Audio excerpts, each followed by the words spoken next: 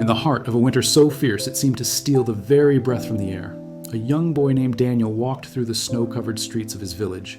The wind howled, a relentless predator, and Daniel's thin, torn coat offered little defense. At 12 years old, with eyes that held a light that life hadn't yet managed to extinguish, he bore the cold with a quiet strength. His father was gone, and his mother worked tirelessly cleaning houses, but their world was one of perpetual scarcity. Clothes were heirlooms of necessity, worn until they were nothing more than memories of fabric. That morning, on his way to school, Daniel watched other children, bundled in thick coats and scarves, their laughter echoing in the crisp air. He offered them a smile, a small, brave gesture that hid the ache in his heart. His own coat was so threadbare that the wind felt like icy fingers on his shoulders. He reached the schoolyard and huddled on the steps, trying to conceal the holes in his sleeves, hoping to become invisible. But he was not invisible. An old man, the village carpenter, Mr. Harris, paused his walk. His eyes, known for their kindness, saw past Daniel's forced smile. "Boy," he called softly, his voice gentle but firm, "aren't you cold?" Daniel's attempt at a cheerful reply, "I'm fine, sir," was betrayed by the tremor in his lips. Mr. Harris looked at him for a long moment, a silent understanding passing between them. Then, without a word, he took off the heavy coat he wore under his jacket. It was old and patched, a testament to years of use, but it was thick and warm. "Take this," he said, holding it out. Daniel's eyes widened in disbelief. I can't. It's yours." "I have another," Mr. Harris insisted. "You need this more than I do."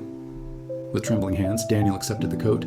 As he slipped it on, an incredible wave of warmth spread through him, chasing away the gnawing cold. It was more than just heat. It was a feeling of being seen, of being cared for. Tears welled in his eyes. "Thank you, sir," he whispered, his voice thick with emotion. "I'll never forget this." Mr. Harris simply smiled. "Just stay warm, son. That's all I ask." That coat became Daniel's most prized possession. Through every storm and frosty morning, it was his shield. And with every embrace of its warm fabric, he remembered the simple, profound kindness of the man who gave it to him. Years melted away. Daniel, fueled by his mother's lessons of perseverance and the memory of that winter's day, left the village for the city. Life was a struggle, a series of odd jobs and late-night studies, saving every coin he could. But his hard work eventually paid off. He grew into a respected businessman, his reputation built not only on success, but on a foundation of honesty and compassion. Through all the years of change and fortune, he never forgot. Tucked away safely in a trunk was the old patched coat, a constant reminder of his humble beginnings and the kindness that had been his lifeline. One snowy afternoon, decades later, a successful Daniel returned to his village. It seemed smaller, quieter, but the memories were as vivid as ever. He walked past the schoolyard, the image of a shivering boy on the steps flashing in his mind. He had come back to find Mr. Harris, to thank him properly. But the sight that greeted him was a blow to the heart. The strong, vibrant carpenter was gone, replaced by an old man bent by age and hardship. Mr. Harris's workshop stood silent and coated in dust, his tools untouched. The villagers told Daniel that business had faded, and age had stolen his strength. He now lived alone, his pride preventing him from asking for help, surviving on the quiet charity of his neighbors. A tightness gripped Daniel's chest.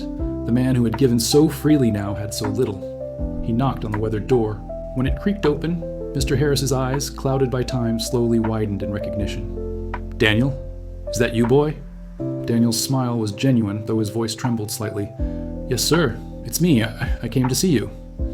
They sat at a worn wooden table, the room cold and sparse. Mr. Harris listened with immense pride as Daniel recounted his life's journey.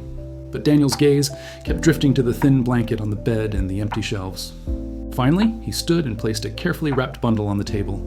He unfolded it, revealing the very same coat from all those years ago. "I kept it, sir," Daniel said softly, "all these years. It reminded me that a single act of kindness can change a life." Mr. Harris reached out, his hand shaking as he touched the familiar fabric. Tears traced new paths down his wrinkled cheeks. Daniel continued, his voice steady with conviction. "When I was cold, you gave me warmth. Now it's my turn. Let me take care of you just as you once cared for me.